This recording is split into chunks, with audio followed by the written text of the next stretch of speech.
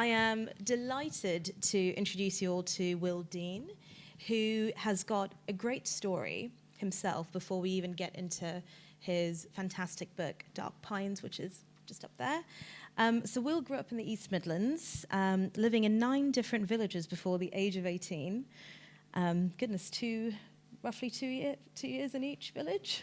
Pretty much, sometimes only 3 months in each house. Okay, I'm going to ask about that.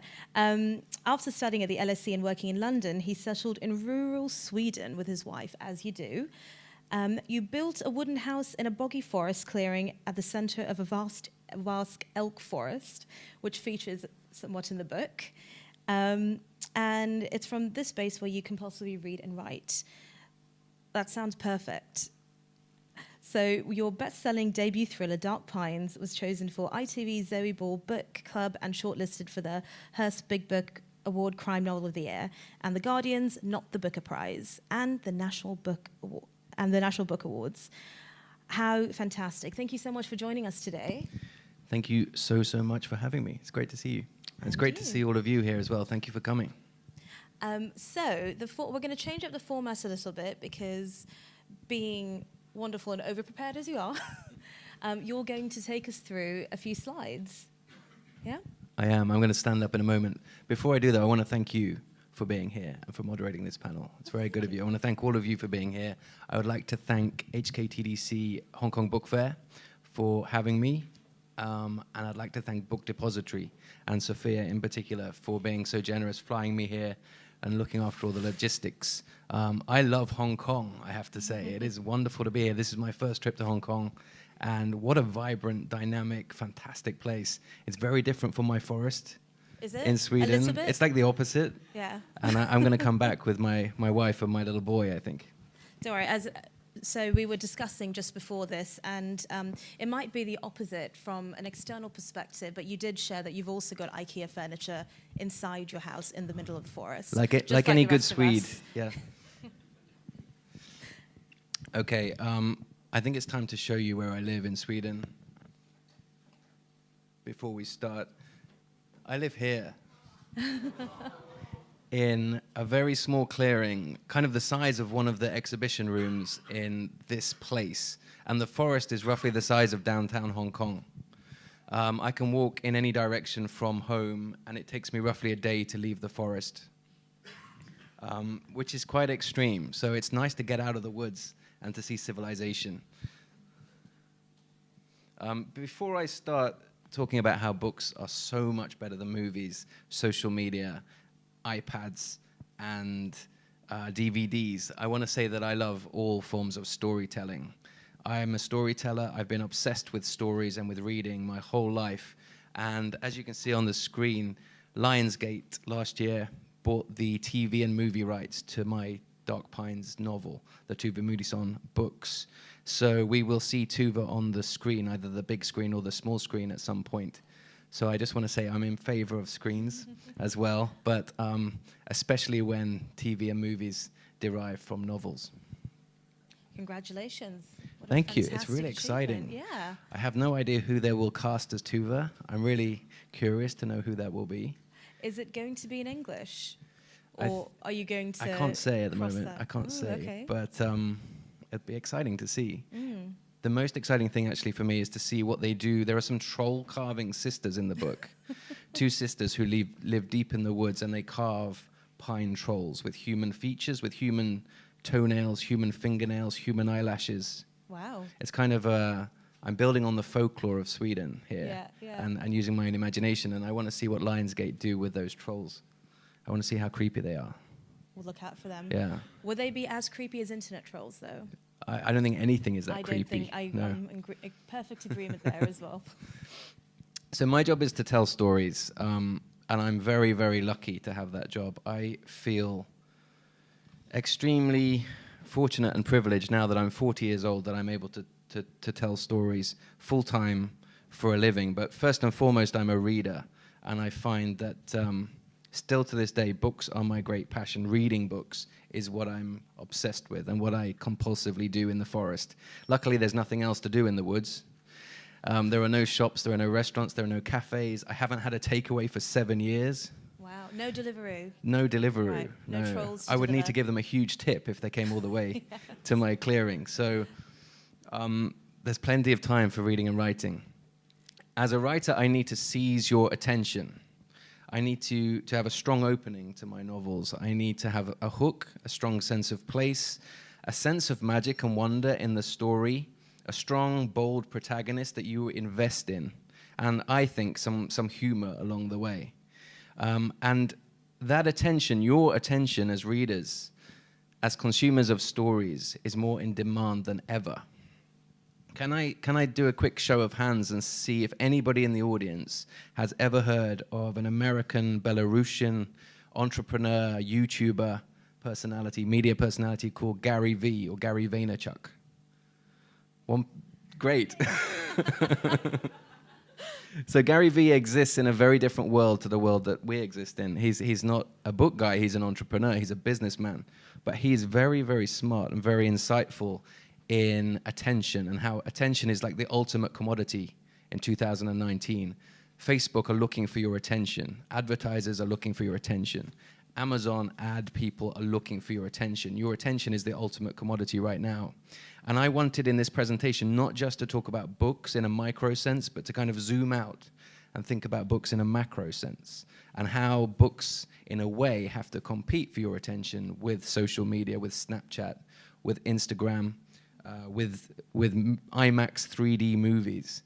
You don't have that much free time, and books are definitely competing with a lot of sophisticated and addictive technologies.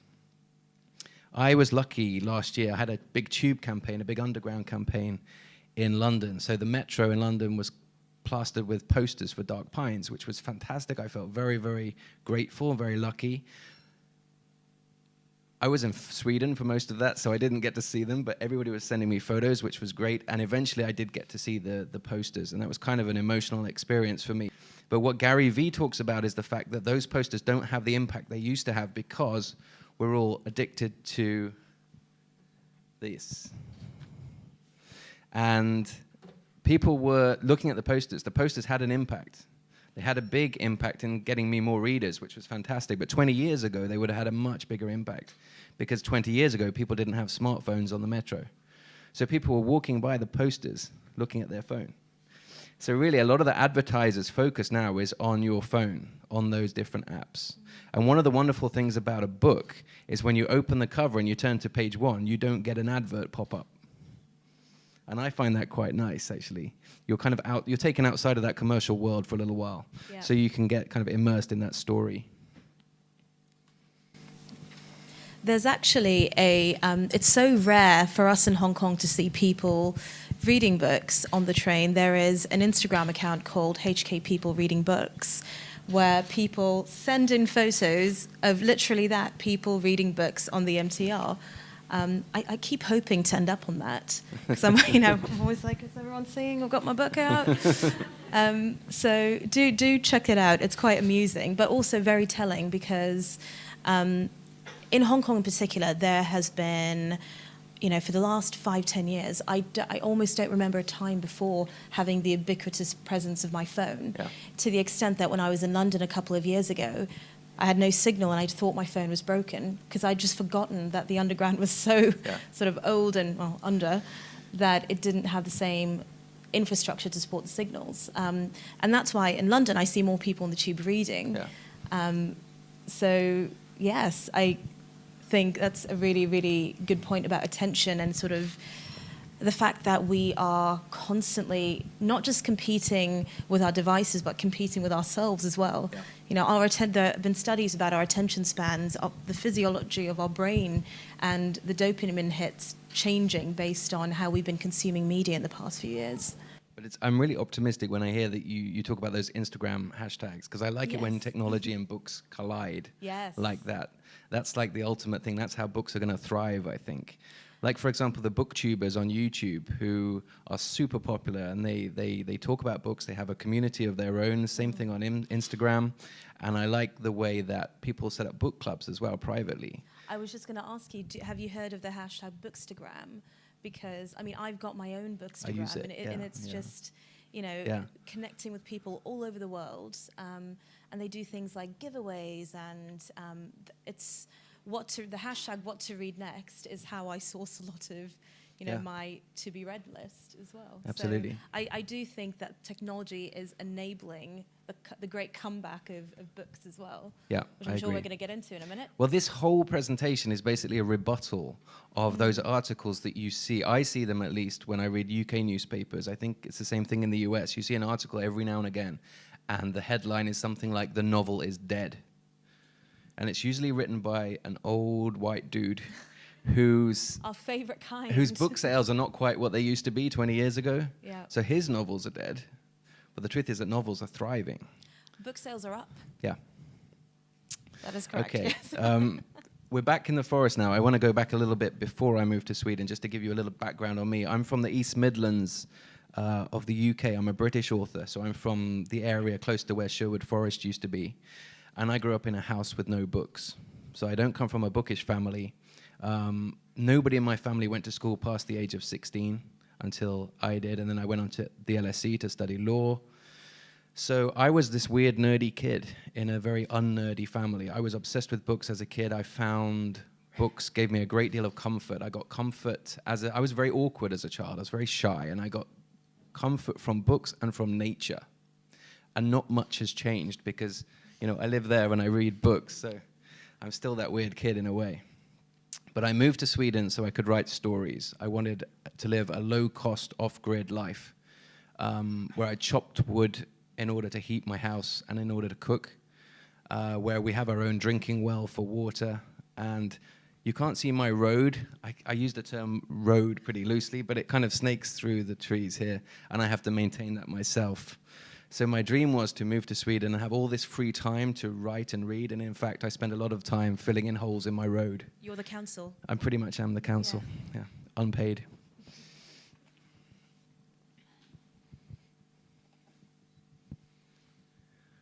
These guys are my neighbors. I get moose walking through the forest, walking through my garden every few weeks or every few months. And they're absolutely immense. It's like being on safari from my living room. They're kind of 8 foot tall, truly wild. They don't respect me at all.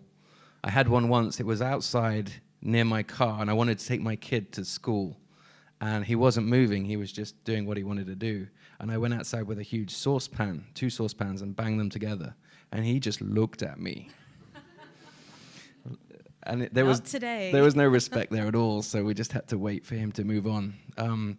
But we live in a wild place. We have moose, we have wolves. It gets down to -25, -30 in the wintertime.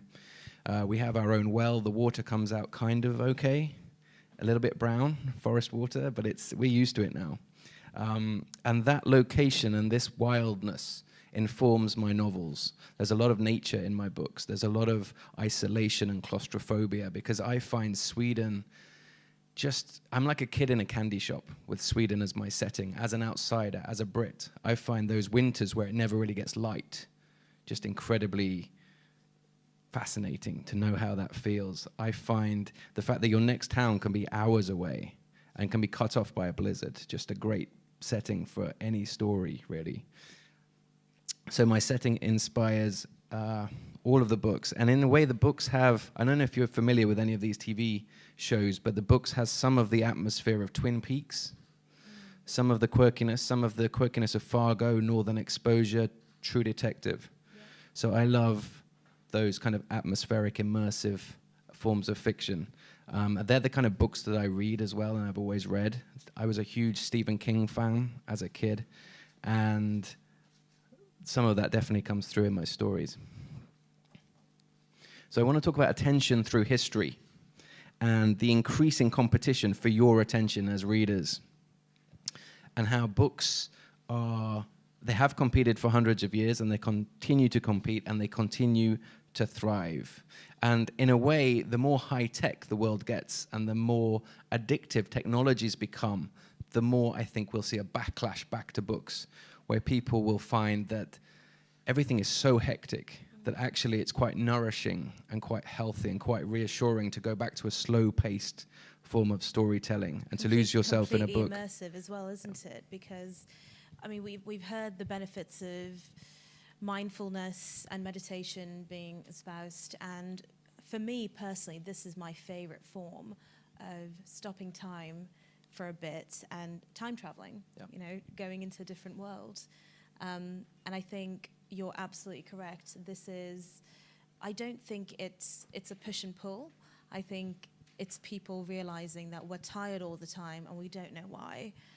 We're cranky all the time and we don't know why. And this is a very easy way for us to just stop all that and, you know, get back to basics, really.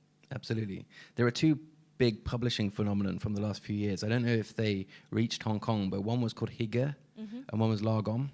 And they're both Scandinavian words, kind of strange words. Hygge means kind of coziness, homeliness, and lagom means just enough, not too much, not too little. Isn't there a new one that's come out, which is something like drinking in your living room in various states of undress?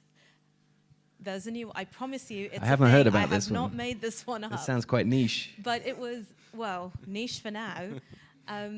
But it is that next one. But I remember when Hygge sort of went across. I first saw them in bookshops, and then I saw the articles, and it just seemed baffling to me that people had to be taught how to welcome the idea of coziness and intimacy back into their lives, and that just could be sitting at home and reading a book. I can understand it because as a guy, you know, when I'm at home on my own, I'm not good at coziness.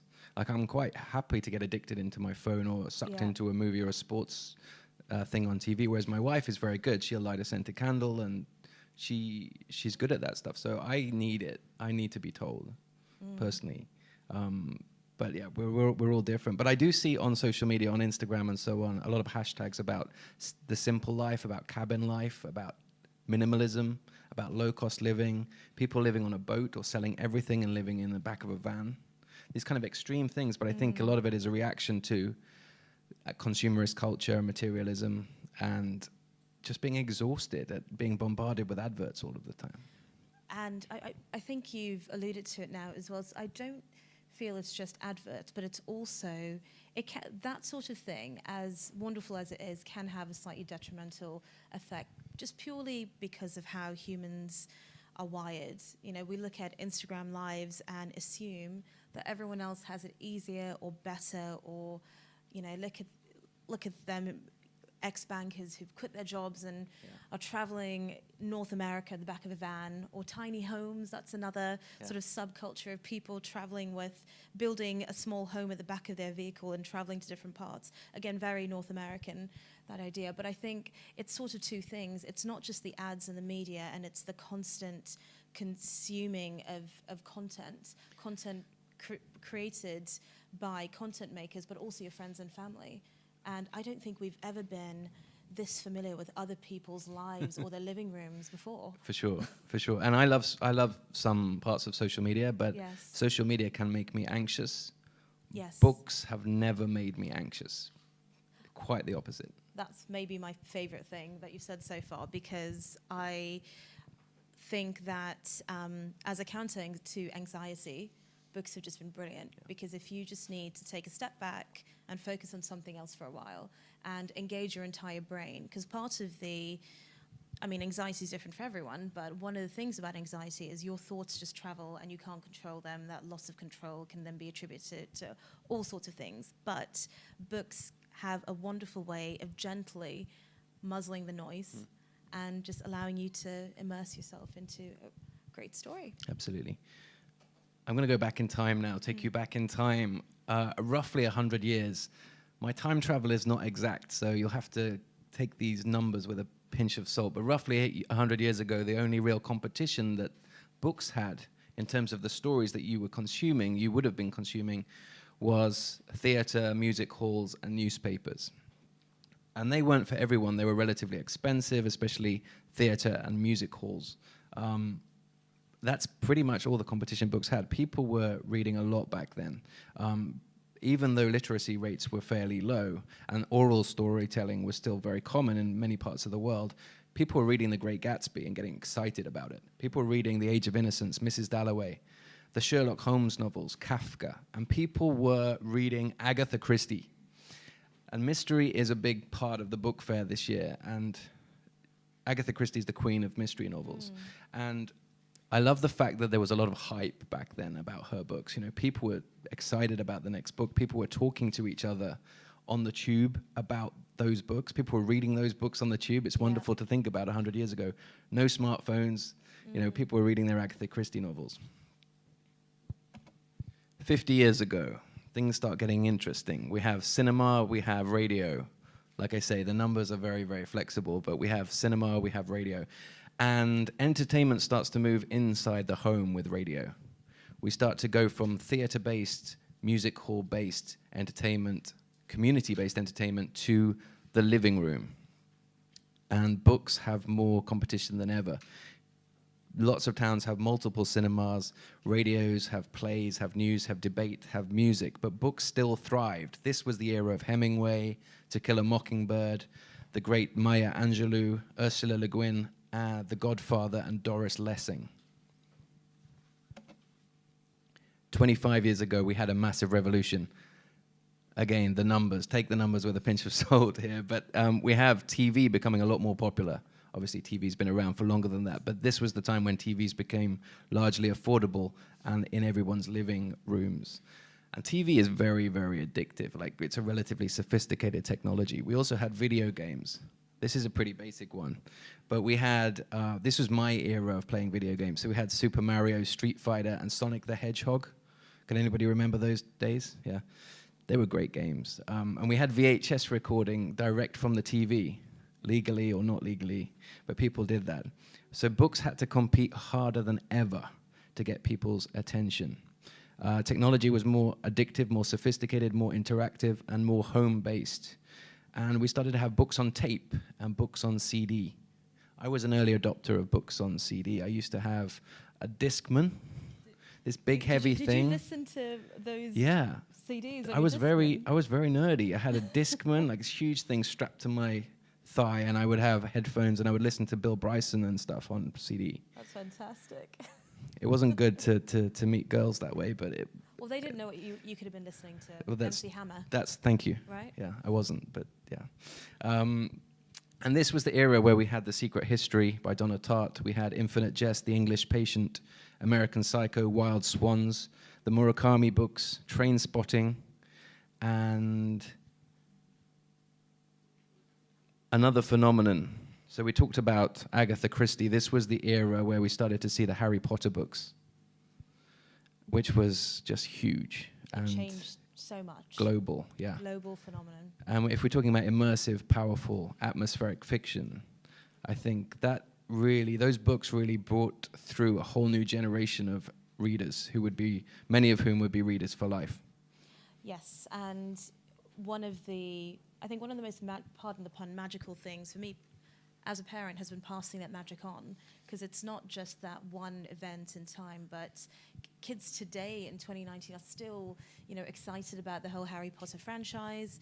And I think part of it is because we've had stage adaptations, so The Cursed Child, and we've had theme parks pop up, and the Fantastic Beasts series, and all of that. But I would be very surprised if all of us who have read it don't still secretly wish for their letter from Hogwarts to, enter into that world. Absolutely. And I remember being on the tube every day. I used to get on the tube around 6 a.m. I used to work in the financial district of London for many years, and I used to see, 60-year-old businessmen reading Harry Potter. And I used to think, that's very cool. I'm very happy to see that. That's a wonderful thing. I think some of them were probably reading 50 Shades of Grey as well on a Kindle. But behind it, yeah.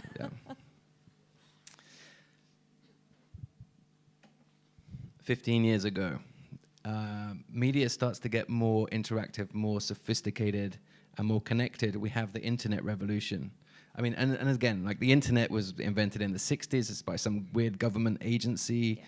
The World Wide Web, Tim Berners-Lee in '89, I think. But I didn't get on the internet until '97 at the LSE. You're talking about mass adoption Yeah. when it became synonymous with how we live, work, and play. Exactly. I had an American roommate at the LSE. First day at the LSE, he got me onto the internet. He was like, you need to see this thing, this new thing. Google thing. Yeah, and he got me a Hotmail account. That was the first thing. And the second thing was, and we were in a communal computer room in the university. He was like, I'm going to show you playboy.com. And I said, no, that's fine. You know, this is like this is my first day. This is not a good idea. He's doing fine though. He's okay. Is he reading 50 Shades of Grey on the tube? Maybe. He's one of those guys. This was the era of really sophisticated games. I don't know anything about gaming, really, but my main character, Tuva Moodysson, is a gamer. This is where she gets a lot of her relief from, is losing time gaming and kind of getting some distance from herself, getting lost in a game. So she plays World of Warcraft, Resident Evil, Call of Duty, Grand Theft Auto, those kind of games. And when those games are played over the internet, they're incredibly addictive. Yeah. As some of you will know, directly or through your children, they can be extremely addictive. And books need to compete with that, which is really, really tough. But they do compete, and they still thrive. This is the era of ebooks. So all of a sudden, if you're a voracious reader, and I know a lot of people who read a book a day, some book bloggers and so on, they read a book a day. If they go on a 2-week holiday, they can't take 14 books with them, but they can take a Kindle. And they can sit on the beach and read their 14 books and not talk to their husband for 2 weeks. So it works. You know, Kindles are very, very good things for books, in my opinion. And audiobooks are a lot more sophisticated now. We have fantastic audible narrators who add a lot to the story. I love audiobooks. This was the era of my favorite book, personally, which is The Road by Cormac McCarthy. Great book. Love that. I read the book once a year, roughly. I probably want to read it more, but I stop myself. It's a bit too intense for me to read it that often. Yeah. For me, it's getting less and less intense because I know the ending. Yes. And I just see more and more beauty in that story and in his writing. Yes, and it's incredibly... so yesterday we were talking about sci-fi. We were talking about how fantasy, sci-fi, and alternative modes of storytelling can actually underscore what's most human about us, because you're looking at the world through a slightly distorted lens, and that tends to magnify, in this story, a relationship between a father and a son in a post-apocalyptic world. And it's heartbreaking, and it's visceral, and I was in floods of tears every time I've read it. But it's a testament to everything you're taking us through right now. All these other forms of narrative and storytelling, yes, you can cry watching a movie, but do you feel as invested playing a video game as you do reading The Road? Absolutely. And The Road movie is good. Viggo Mortensen is great. Okay, but I don't want to watch that movie every year. Because I do want to read that book every year. This was also the era of The Kite Runner, The Blind Assassin, The Life of Pi, more Harry Potter books, Lee Child books, which have been a phenomenon. I think he sells a book every 5 seconds somewhere in the world. The Game of Thrones books, and another phenomenon, which was the Da Vinci Code and the Dan Brown books. Yes. Again, something I saw everybody on the tube reading. And I'm really happy to see that. It's not the best book in the world, but it's great that everybody's excited about it. It's a fun book, and it's just wonderful to see people picking up a book and reading. 10 years ago-ish, we have Netflix. Hands up who watches Netflix, please. Great, everybody. That's good, me too. Netflix. I love Netflix. In the forest, if we wanted to watch broadcast Swedish TV, we would need a satellite dish the size of one of those kind of astronomical telescopes in Hawaii that looks for life in other galaxies. It's that kind of thing. So we have Netflix on a little router. And in the forest, as long as the weather's not too crazy, as long as we don't have snow or wind or rain or sun or any kind of weather at all, we can watch Netflix pretty well. This was the era of the Apple revolution. Can you remember when we went from colorful Apple products to white, crisp Apple products to the kind of metallic aluminium Apple products, which are incredibly addictive in themselves?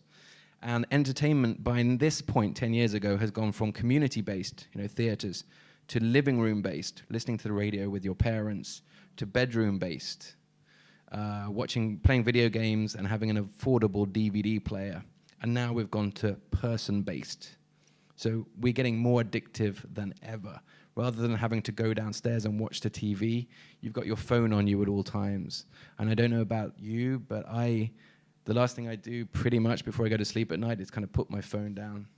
And the first thing I do is kind of pick my phone up, which is awful, but it's true. It's a very addictive thing. The nice thing is that often when I pick it up in the morning, I have messages from readers from all over the world. If they're nice. They are nice. They're all nice. Readers are great people. They are great people. They're kind people. They have empathy. And this is the era where we have a lot of the novel is dead articles around, which is just one guy's way of selling books, selling a few more books and getting some publicity. But I think it's good to have a kind of optimistic rebuttal to those kind of articles. So that's what I'm trying to do. People worry about kids not reading anymore, but I see kids reading everywhere. There's a kids zone in the book exhibition here, and it's full of fantastic kids who are passionate about books. Brilliant, isn't it? Yeah, there's 1 million people expected to come through the book fair this week. 1 million people. And if there's any sign that books are thriving, then that's it, I think. There is, there's a lot of debate. I think the parents in the room would agree with this, because we tend to get really nervous when we see our kids on devices. And there is reason to be cautious. You know, the games are a lot more violent, a lot more realistic. Social media comes with a hornet's nest of connection and isolation almost at the same time. And our kids' brains are sponges, and they're developing, and we still don't know what the actual outcome of prolonged exposure to this sort of bite-size, absorption of media is. And I think it's really easy to get panicked and feel as though, they're not reading enough, they're not doing this, that, or the other. But really all it is they've just got more access to different forms of storytelling. And as long as we keep the relationships between all the devices, whether it's books or anything audio related or Netflix, if that relationship between them and the device or whatever they're consuming is healthy, then it can actually build a more immersive, more valuable sort of experience overall. You mentioned the Game of Thrones franchise. It was, in my lifetime, probably one of the most interesting crossovers of books and media that I've seen in a very long time, because all us book readers were very smug for a long time because we knew what was going to happen, and then the script started changing, and it's like, hang on, that wasn't in the book. And then eventually the series overtook how quickly the books were coming out, and the series is now concluded, and we were told that ending is going to be slightly different from the book's ending. And that was I've never seen such a global collective of people enraptured by one story, whatever way that you consumed it, whether you read it, watched it, listened to the podcast, watched all the YouTube stuff, or whether you were just somebody that read it or just watched it.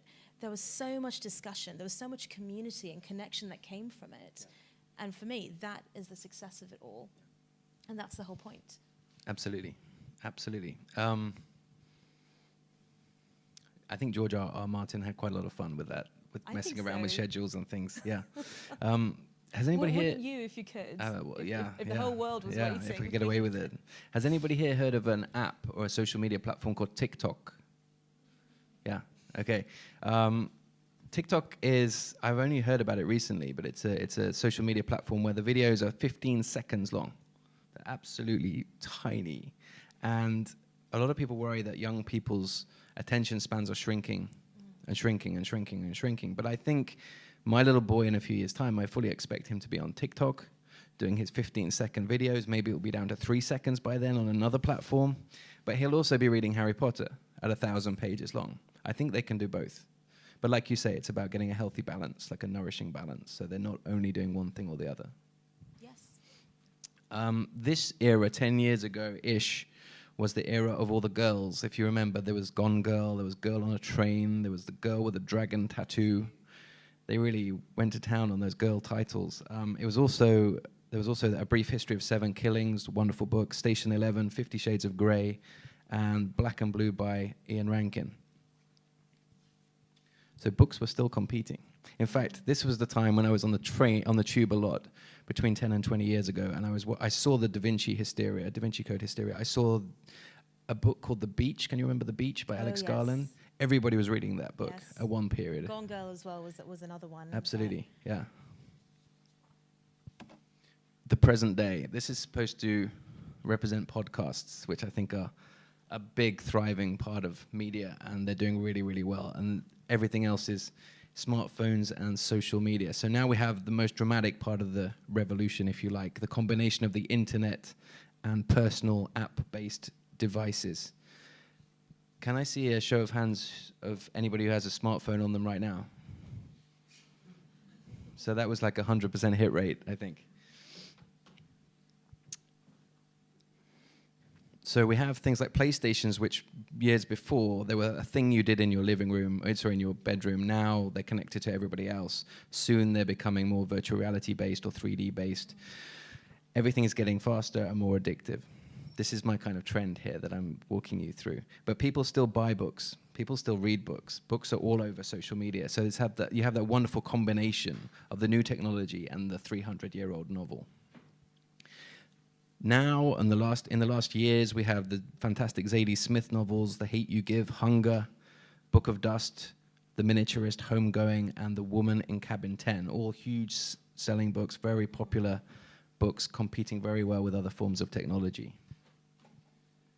In the future, what do you think of this phone?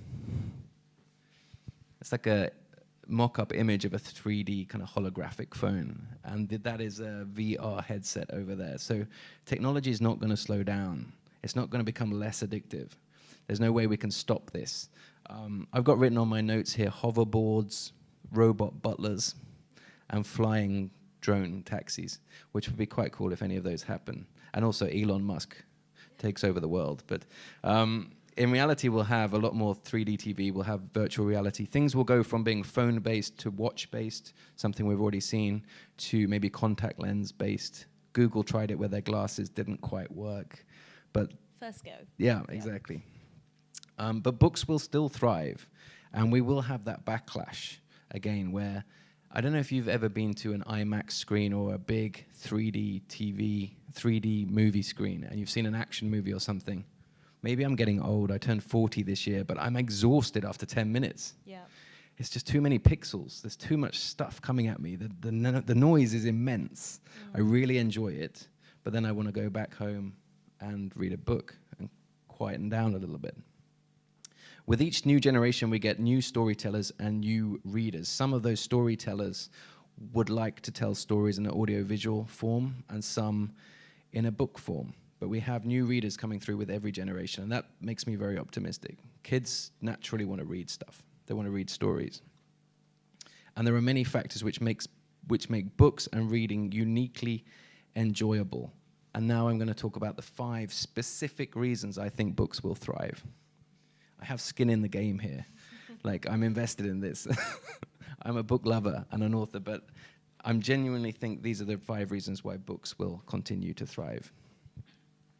It comes down, first of all, to something you said a little while ago, which was that you can time travel, you can experience different people's lives when you read. And I really think that's true. If you don't have books in your life, you miss out on that experience of living 1,000 lifetimes in your one lifetime, which is a really magical thing to do. You miss out on that body hopping and that ability to travel vast distances to unimaginable worlds.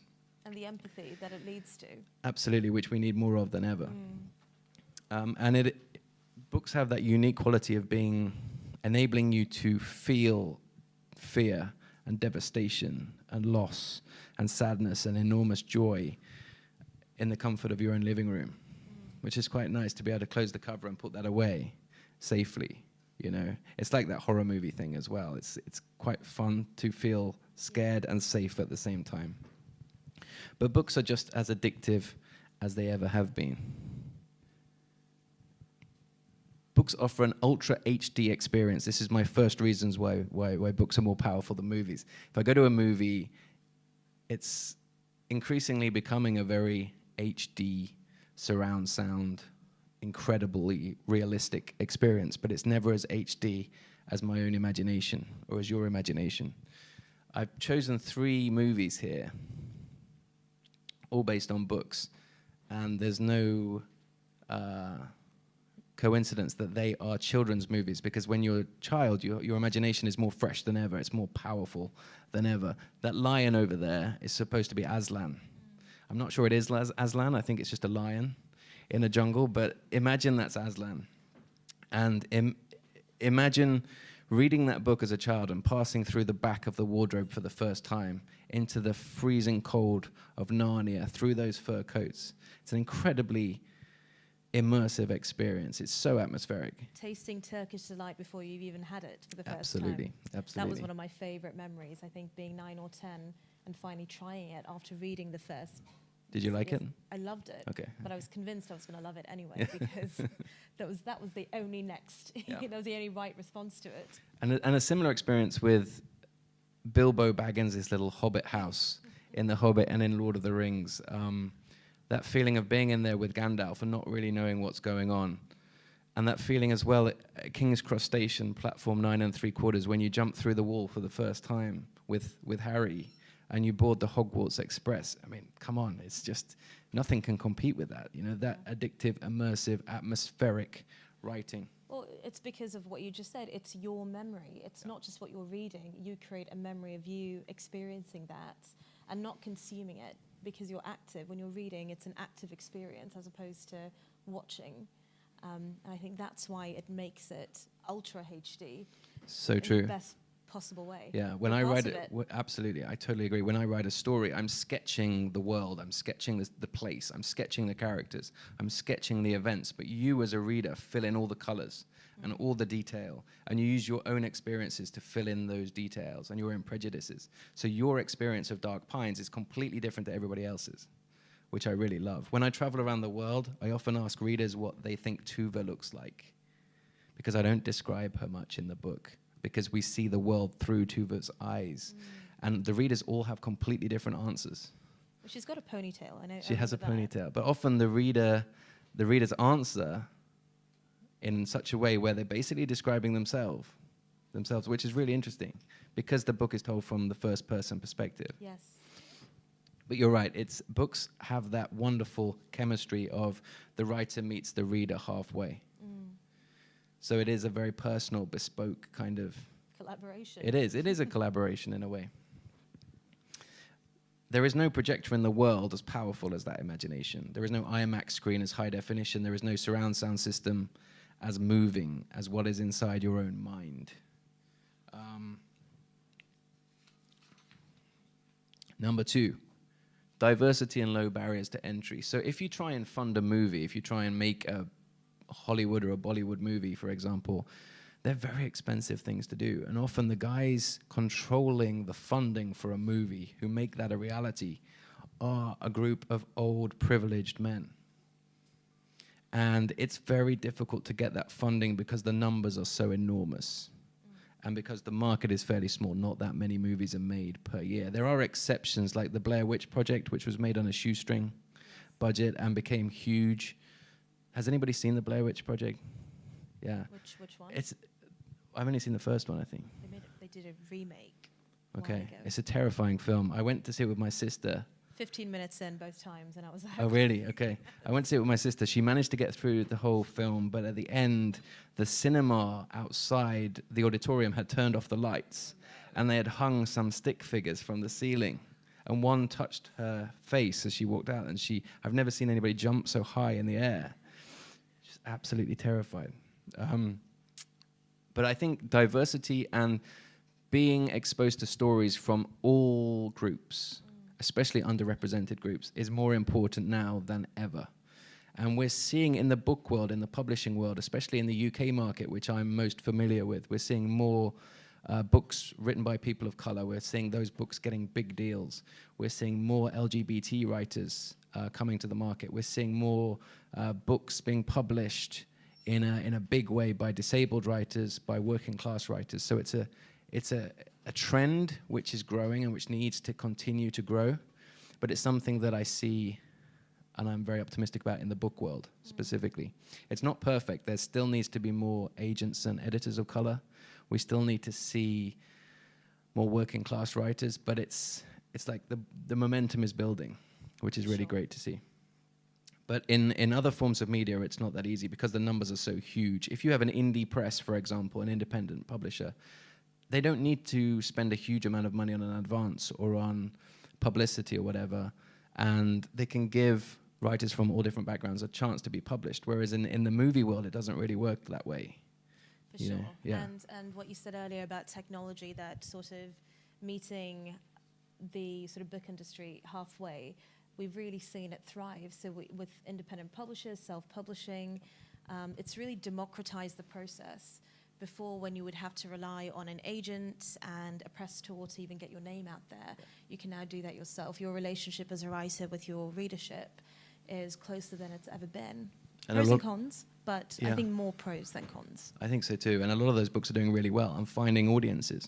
Yes, I mean, even in my sort of patch of poetry's seen a real resurgence because of social media. Now, I don't agree with all of it, and I still am a huge fan of the craft and the work that goes into it, but it's really diversified people's definitions of poetry. It's no longer the shameful thing you do when you're 16, one of many, I'm sure, but it's something that's really taken it from a very niche sort of place and brought many more eyeballs, many more participants to it. And I think that's the trend that you're describing of the broader book world. Okay, we've alluded to this already a little bit, but mindfulness and quiet time. This is something that I think books do extremely, extremely well. I'm going to do the show of hands thing as well. Can anybody raise their hand if they find the modern world, technology, all the craziness that's going on outside with the traffic overwhelming at sometimes? Okay, me too. I live in a moose forest. There's nobody around, and I still find it overwhelming. So it is easy to become overwhelmed when technology is moving so fast. It really, really is. Even if you're 16 years old, you can still feel completely overwhelmed by how fast the world is moving. So I think mindfulness and quiet time are more important than ever. Definitely for me as a writer, but also for me as a human being and for everybody else. The whole checking your phone before you go to sleep thing. We've got to stop that. I've got to stop doing that. We've all got to stop that. It's so bad for us. And I know that when I make a conscious effort to leave my phone in another room and I read a book for 5 minutes or for half an hour before I go to sleep, I sleep better, I feel happier, it's much better. We're seeing increasing popularity of things like yoga, social media retreats, meditation, and something kind of interesting, which is social media blocking apps. Yes. So this is, you get an app for your social media, you pay for this thing or it's free, and then you get another app to block the app that you just downloaded. And I do this when I'm writing and stuff, but it's just bananas that we've got to this point where we need an app to block the other app. Oh, it's insane. I have to put my phone in a locked drawer. And you always justify it, but what if there's an emergency? What possible emergency am I waiting for? But I also think part of it is generational. We have to remember that younger people don't have the same context of a time before the perpetual distractions. So that's just normalized, that's just living. And burnout, or those cycles of burnout, is becoming quite normal. So I think this sort of stuff is really important, where we have to mindfully put the phone away because it's so ubiquitous, and we fall into habits of just doing it all the time that we don't realize that actually this is new, this is not normal. That's a really good point. The context is different for every generation and every individual. But I think a universal kind of truth is the fact that a book with no screen, a book with no power cable, a book with, that encompasses all that slowness, that slow pace, is just it's a nourishing thing. Yes. It's a very healthy thing. Look at that beautiful picture. I'm a big fan of libraries. I kind of think that libraries are modern-day cathedrals. They're so incredibly welcoming and quiet. This place which contains so many hundreds of thousands of stories, all this knowledge, all this information, and you're welcome in there if you're rich or if you're poor. It's a place of sanctuary, somewhere dry and warm where you can just have some time to yourself and read and write. I'm a big fan of libraries. I'm a big supporter of libraries, and I'm very sad with each one that closes down. I think they're kind of the peak of civilization, or one of the pinnacles of our civilization. The thing is with books is they're very shareable. You can read a book and then you can pass it to your mum, pass it to your cousin or your best friend, and you don't do that with your phone. Like, the idea of me sharing my phone gives me huge anxiety, just the feeling of that, like have my phone for a week.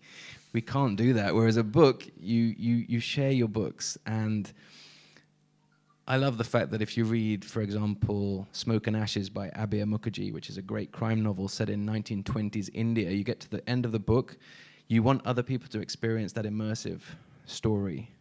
You pass it on. Yeah. You know, it's no skin off your nose. You're very happy to pass it on, and you'll get it back in a month's time or in 10 years' time, which is often the case. It doesn't matter.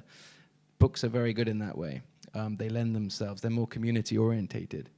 The other thing with books is you can have book clubs, which is a huge new growing phenomenon. I love the idea of book clubs. I love the idea that you can have your alone time reading a book, and it takes 10 hours to finish the book. But then you meet up with your friends for 1 hour and discuss the book with a beer or a glass of wine or a tea. That's fantastic. It's a very nice combination. So books aren't so individualistic if you don't want them to be.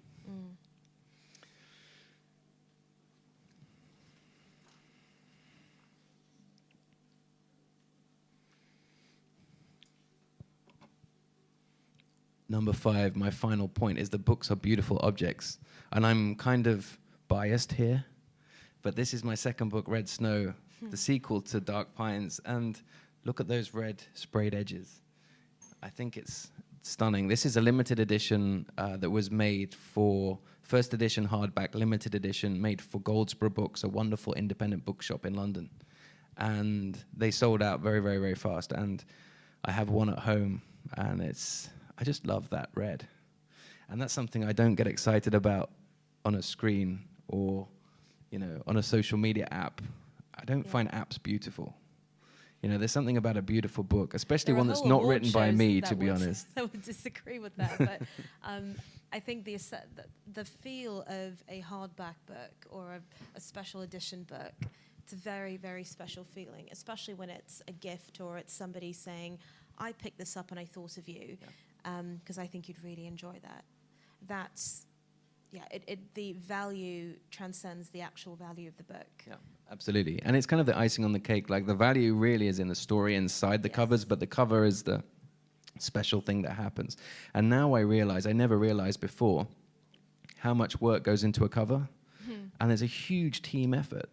Like, there's 5, 6, 7 people, as well as the designer, having an input, as well as myself, into the cover and the back cover and the typeface and the font and all these little details, which I think is fantastic. I actually went to see this book get printed at the printers, and it was a really emotional experience seeing your book kind of get born over and over again. It was quite amazing. The thing is, books also stay beautiful. If you have an old first edition of a book you love on the shelf, it's still beautiful. Whereas, you know, your Game Boy from 1994 is not looking so good anymore. You certainly don't show it off on the shelf. Same thing with your phone. Your phone isn't going to have you're going to lose your charger in 10 years' time. You'll be 3 phones in. It's kind of throwaway technology. Whereas this is a terrible pun, but you are talking about shelf life here. I really am. I really am. The other thing is that books can be signed and dedicated by the author. And I cherish, as a reader, the signed books that I have from my favorite authors, because there's a little bit of them in the book. There's like that connection between the reader and the writer is intensified, which I think is wonderful. And also, I always read the acknowledgements at the end of the book, because then I get a little bit of insight into that author's private life, maybe into their journey to publication. I do the same thing. Yeah. And I don't know if you had the same experience, but I found writing the acknowledgements for my first book one of the most terrifying things I've ever done. So eventually I just went to all my friends and family all over the world. Yeah. Thank you. I think I'll do that for the next one. Yeah, that's a good idea. So books are beautiful to look at. They are beautiful to have on your shelf. They're precious. They continue to be precious. And they smell amazing as well. They do. And that is kind of my final point on why books are more powerful than movies. Thank you very much. Fantastic.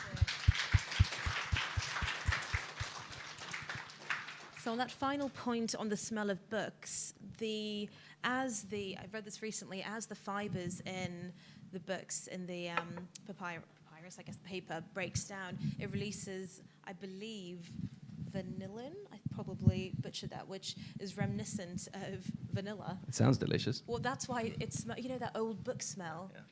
I mean, I don't know many people that don't like that smell. I think it's one of those, it's like fresh grass cut in the rain, and you know, it's one of those really evocative sort of smells. They probably sell like a scented candle. They do, They actually. do? Okay. They do. Took research into this very, very seriously. Well, first of all, thank you so much for such a fantastic presentation and taking us through the ages, not just of technology and how we interact with it, what we expect of it, how we consume it, but also reminding us of some great titles over the years. You mentioned things like representation, books like The Hate You Give, and contrast that to 100 years ago, where it was Agatha Christie, and it was all about plot. And, you know, prior to that, the only sort of similar Gothic type feel books came from Mary Shelley, was 18th, 19th century fiction. So it was a lovely walk down my bookshelf through the years. So you're a book lover. What is your favorite sort of book to read? The road aside. Okay, so I read very broadly. I read like across all genres. I don't really have any kind of no-go areas, but I love reading unnerving fiction. And that covers a lot of different genres, but I like uncomfortable fiction. The kind of story where you get into the first few pages and you feel like something's wrong here, but you don't know what it is. And Gillian Flynn does this very well in like Sharp Objects, for example. But I mean, Cormac McCarthy, you know pretty much what's wrong, but it's unnerving all the way through, because there's that constant menace. Yeah. Well, Room by Emma Donoghue. Absolutely. It has been one of the most, it still is probably top of my list of, we need to talk about Kevin, another one, just you're uncomfortable through all of it, but it's so worth it. It really is. And I remember when I was working in a hut in a strawberry farm when I was 16. And when it was a sunny day, I would get huge queues of people coming to buy fruit, and I didn't have any reading time. Right. But when it was a rainy day, I could read books in this hut on top of a hill in the Midlands in the UK. And I read Frankenstein and Trainspotting back to back. And that was after I'd had a lull where, you know, as a typical teenager, I'd had maybe a year where I didn't read a book. I was probably playing, you know, Mario Brothers or something. But then I found Trainspotting and Frankenstein back to back, and they pulled me back in. That's intense, isn't it? So I had the enormous pleasure of meeting Irvin Welsh late last year, and he was here in Hong Kong. He was talking about Trainspotting, and so in anticipation of reading, I've read the trilogy back to back, and that was intense. Because what is also fascinating about those books is it's written in dialect. It really is. And you forget that you're reading, well, what's very, I was going to say Scottish. It's not really Scottish. It's not even Gaelic, but it's just dialect. It's just that a kind of colloquial Leith, form of Edinburgh Glaswegian. accent. Yeah. And that lends itself to what you were saying about how immersive it is. You forget that you're almost reading a very stylistic form of it. Now, I couldn't do a Scottish accent to save my life, but I can read in one. Yeah. And it sounds all right. Yeah. But no, I totally agree. And that book, it took me maybe like 50 pages to get into the book. Yes, for sure. And I was there in my hut. It was raining. You know, I had no smartphone. This was pre-smartphone, thank goodness. So I was just reading my book, and I was like, this is just gobbledygook. Like, I couldn't understand the language. And then I was in, and suddenly something clicked, and I was so immersed in that story and in that world.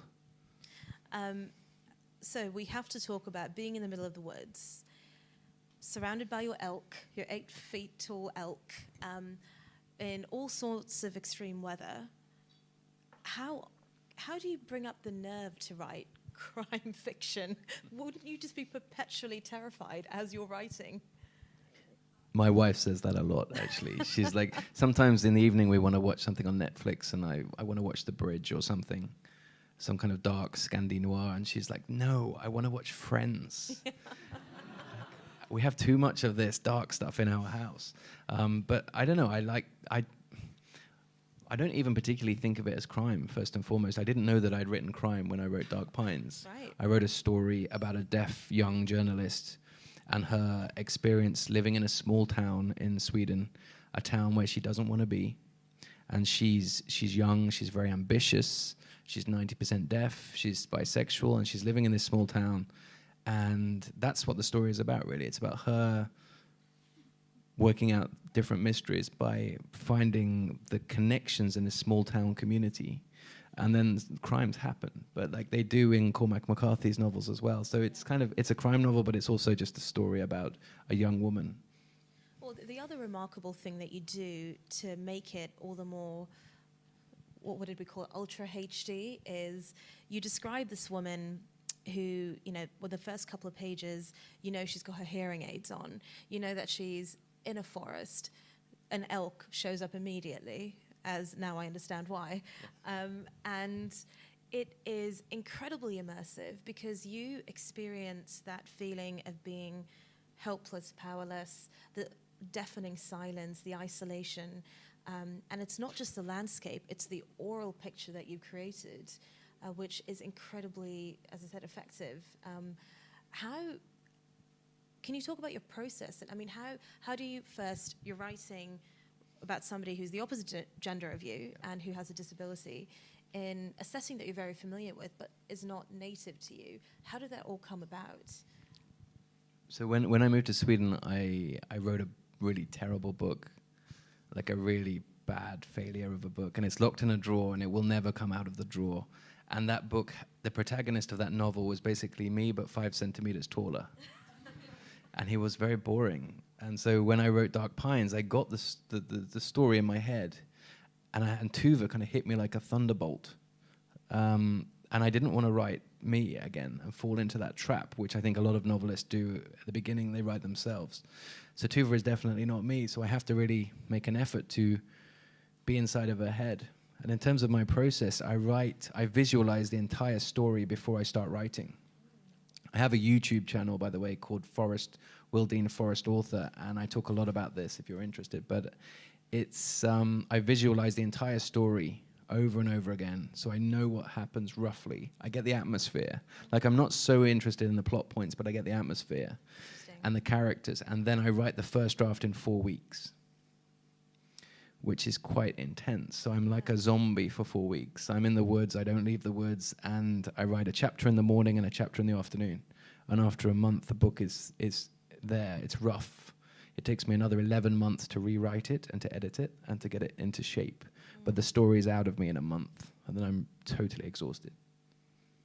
Efficient, but that's so interesting because, as we're having this conversation, you've created a picture of you being in the middle of the forest, but very disciplined, and the process is the atmospheric, the sort of credence or the importance that you put in atmosphere comes straight through the book. And I think that's really, really important for that particular story, but now also makes me wonder about the rest of your books, which I will be picking up sharpish. Thank you. Well, I can't be that immersed for 12 months of the year. My wife would leave me. I would just be too odd. So for 1 month, I can be that immersed. Right. And I can really lock myself into that atmosphere. So with Dark Pines, that atmosphere is the wet October elk hunt season in Sweden in the forests. With Red Snow, the sequel, it's February in the same small town. So it's minus 25 degrees. There's snow everywhere. It's completely dark. With the third book that comes out next year, it's midsummer, so it never gets dark. It's light all the way through the night. And midsummer is a very strange time of year in Sweden. People drink a lot. There's a lot of partying that goes on. You'll have to read the book to find out more, but it's a very strange time in terms of folklore and tradition in Sweden. But yeah, I don't want to be in that deep into those stories for more than a month. And so in your bio, we find that you moved around quite a lot growing up. Do you think that will continue in terms of you're in the forest now and it's obviously influenced your work, but what's next? Will it be Hong Kong? Will it be the complete opposite? That's a really interesting question. my guts tell me I want to stay rooted in the forest forever. Now, because I moved around a lot as a kid, and from village to village, like we never moved very far, but we moved around a lot. We had a very transient kind of life. Yeah. So I want the opposite of that for my child. You know, I want to stay where I am. So my kid and my cat, I've got a giant cat the size of a dog. So they Does everything just come supersized in pretty the much, Swedish yeah, forest? yeah. Okay. They know their territory, both of them. You know, they're Right. quite wild. My boy, he never sees cars. He never sees adverts. I quite like that. It's a very innocent childhood. But at the same time, I realize I need to take him out of that as well and show him Hong Kong and London and New York and Tokyo and get him out to see the real world. But I like the fact that he's protected as well. Yes. And I personally need that quiet time in the woods, especially now as I travel so much. Like 2 years ago, before Dark Pines came out, I said to my wife, is it okay if I do 2 trips next year? I've got 2 trips booked next year. Because it's tough for her being in the forest on her own, you know, with the wood and making a fire. She was like, that's absolutely fine. And last year, in fact, I did 23 trips. Wow. And so that's pretty intense. It's intense for me, and it's intense for her.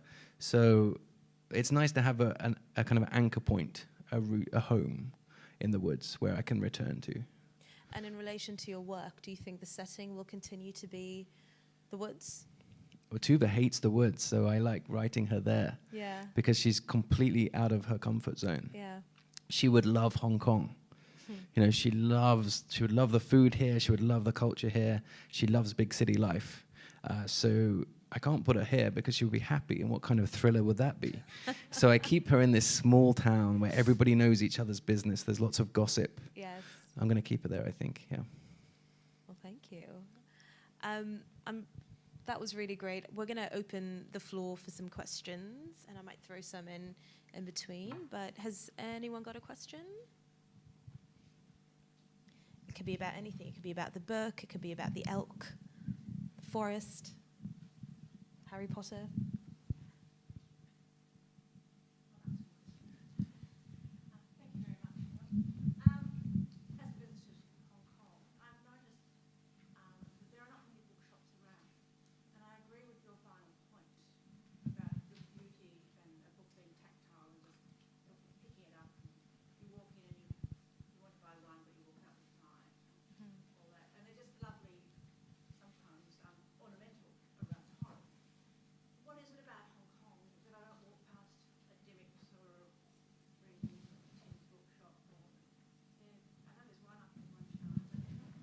Would you like me to answer this? I think you better had, yeah. So we used to have a Dimmicks. The unfortunate thing with Hong Kong is, in one way or the other, everything goes back to us being the most expensive rental city, or the property city in the world. We've got a chain, probably the biggest English language chain is called Bookazine. There are lots of Chinese language chains like Commercial Press and JP Books and so forth and so on. But the emphasis there, you look at them, they look like retail spaces. There's stationery, there are textbooks. It's not just like walking into Waterstones or a Dimmicks in Australia or Borders. Or I visit a bookshop whenever I go abroad with an extra, suitcase. But my counter to that would be, they may not be visible like a lot of things in Hong Kong, but they're there. And our library system is honestly one of the best things about the city. I can go to the library in Central and check out a book and put it in one of the book drop bins in the MTR, and that'll go for no charge back to another library. Or I can go to the biggest library, the Central Library in Causeway Bay, pick up a book and return it to the one in Yuen Long. They've even started a vending machine type situation. It's almost like a jukebox. I was very excited the first time I went down to the harbour in Tsim Sha Tsui and I saw it and I was like, what's that? And you could literally just select a book, scan your ID card, pick it up on the day, and then return it to any of the other libraries in Hong Kong. So the 1 million people that come through the book fair every year is indicative of interest. Yes, many of them are also here. Many of them are concerned parents that want to get more textbooks for their kids, which I've been there. I've been on the other side of that. I get it. But there is huge interest in reading in the city. it's just below the surface, like many of the best things about the city are. I hope that answers your question, though. Yeah. But I know what you mean completely. As soon as I get to London or to New York, I go to Barnes & Noble or Waterstones or Dawn's, and I'm just kind of picking up the books and looking at them and feeling them. And some of the beautiful special editions, you know, the Ali Smith books and so on, some of the cookbooks even, like they're just beautiful objects. And it's difficult if there are no bookshops around. It is difficult. I have the same thing in the forest. You know, I have to order books from Book Depository, for example, which is great. Do they deliver to the forest? They do, yeah. I've got a post box. I've got a post box on a stick. It's like a plastic box 2 kilometers from my house. So every day I hike through the woods, I get to this plastic box. You put your post box 2 kilometers away from that. It's the closest the postman will come. There's no road after that. He's not going to drive off-road, so he puts the books that I get every day. I get maybe 5 or 10 proofs from publishers delivered to me a week, and they get put in a plastic post box, and then I go and pick them up. And in winter, it gets frozen shut.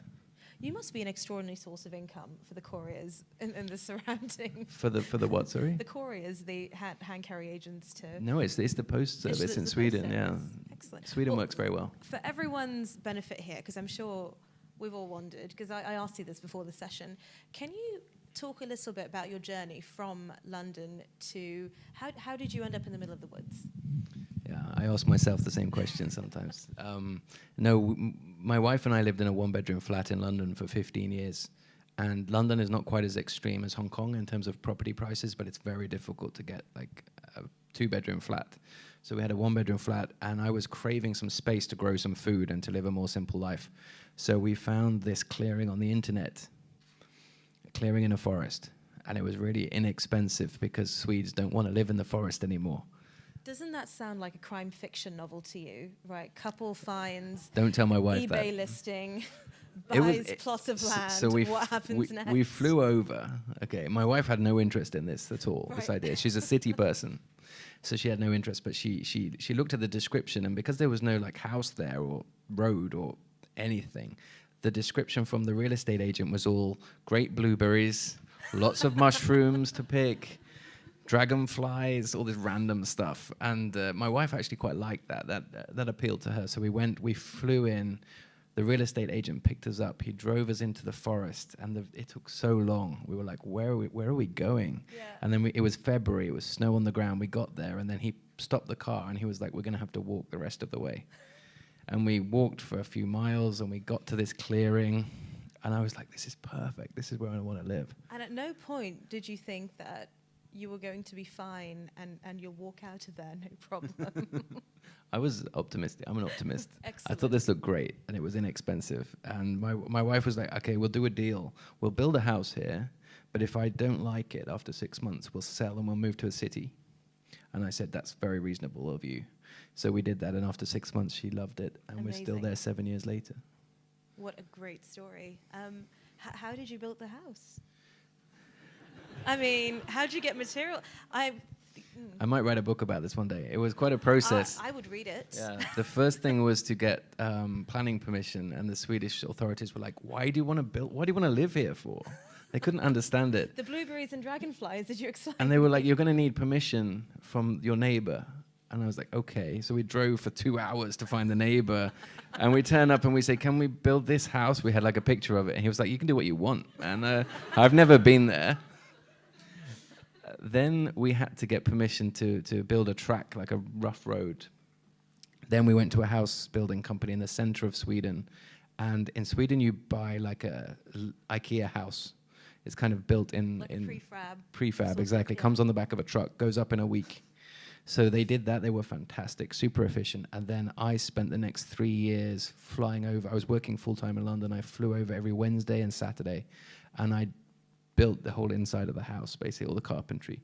None of the pipe work or electrics. I'm like super unskilled, but I could do all the woodwork. And then we moved in. The well works, the insulation works. It works. You have electricity and internet? Yeah, sometimes. I like power cuts, though. Power cuts are my favorite times because the house keeps warm very well. Even when it's minus 25 outside, it's plus 25 inside, even with just log burners. And even though we live in the middle of the woods and it's completely quiet, it's never silent because we have a hot water boiler, we have, you know, a fridge makes more noise than you think. Yes. So when there's a power cut, it's like a relief because you get pure silence.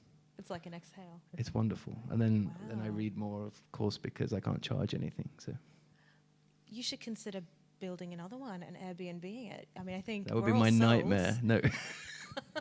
I don't want to see people in the It's like woods. rent a friend. Yeah. My wife would like that, I think. Yeah. Maybe for a future book Maybe. project. Maybe. Do we have any more questions from the floor? Got a couple over there. There's the microphone coming swiftly along. Hi. Hi.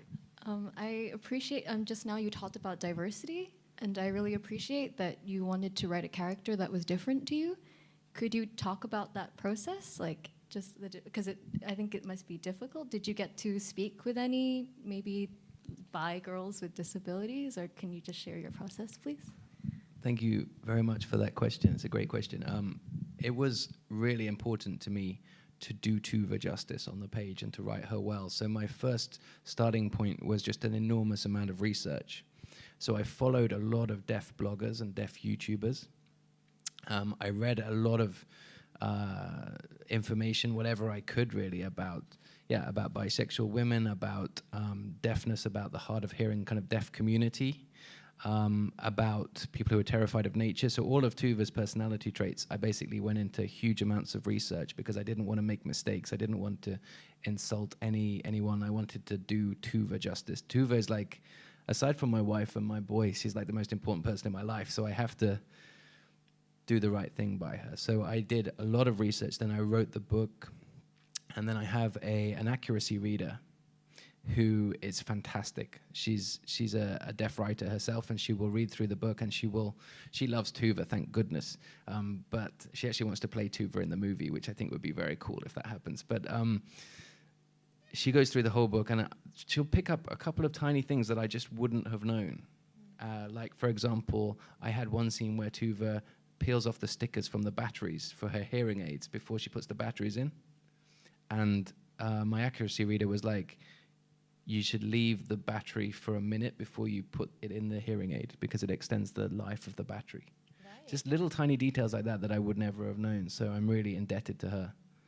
But yeah, it's a huge part of the Tuva books, and it's something that I get very touched when I meet, especially when I meet deaf readers, and they say that they like the books and they like Tuva. That's like the best thing I could ever hear. I think we had one more question in that. I just want to quickly respond to the question from this lady, because in Hong Kong, because I think it's not that people don't love to read. Like, parents want their kids to read, but then somehow we got a lot of pressure. Like in Hong Kong, the competition is really fierce, and when we were a kid, we were free to read whatever books that we want. But then growing up, sometimes we got expectations from teachers, your parents. They just want you to read that certain kind of books, and then that's kind of like a cycle, you know. And then like that kind of book sells, and then that's what the book. That's why the book. There's only that kind of book in the bookstore, and then we cannot. When we want to start reading again, picking up the book, and we don't know where to start with actually. We just know, like, okay, when we walk around the bookstore, like the diversity in like bookstore in Hong Kong is just like really limited. Yeah, I think that's why kind of like the growing atmosphere is not as strong as like in London, like, because I often hear people say, "Oh, I envy them. Like they all read books on the train in London." Yeah. But then, like somehow, it's not something that we don't want to do. It's just something we don't know where to start with, I think.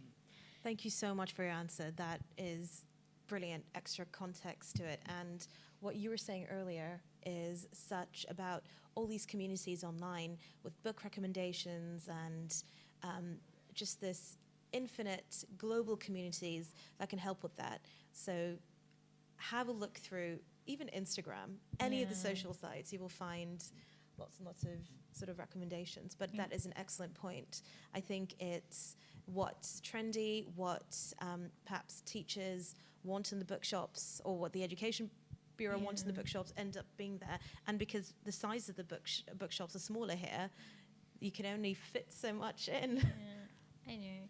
And because I remember there was a bookstore called Page One in Hong Kong before, and I remember like a few years ago, the first time I stepped into that store, I was like astonished. Yes. Yeah, I mean, Is this the one in Kowloon Tong or the one in Tsim Sha Tsui? It was huge, wasn't it? With a cafe and all sorts of, like, it was just, what people think of when they think of a bookshop. sorry, I just got one more question. Like, I think nowadays, like, many books are adapted into movies, and then that books become more like popular. Do you think kind of movies industry kind of help books thrive in this century, like nowadays? Another good question. I absolutely do. I think you're right that like a book has its day when it's published, maybe for a year, where it's popular and it's in bookshops, and then if a movie comes out or a TV series comes out 3 years later, suddenly you see the book again in the bookshops, maybe with a different cover from the movie, with the actors from the movie, and that gives the book a whole new audience that wouldn't have found it before. So I think that's absolutely right. It's a shame that so few books get made into movies and TV series, but for the lucky ones that get optioned, it can be fantastic. Yeah. Great. Well, thank you so much. I think the signs have gone up, so I think we're just about out of time. Well, thank you for such a fantastic discussion. I had a good time. I hope all of you did as well, and I hope you enjoy the rest of your stay in Hong Kong. Thank you so much. Thank you, everyone.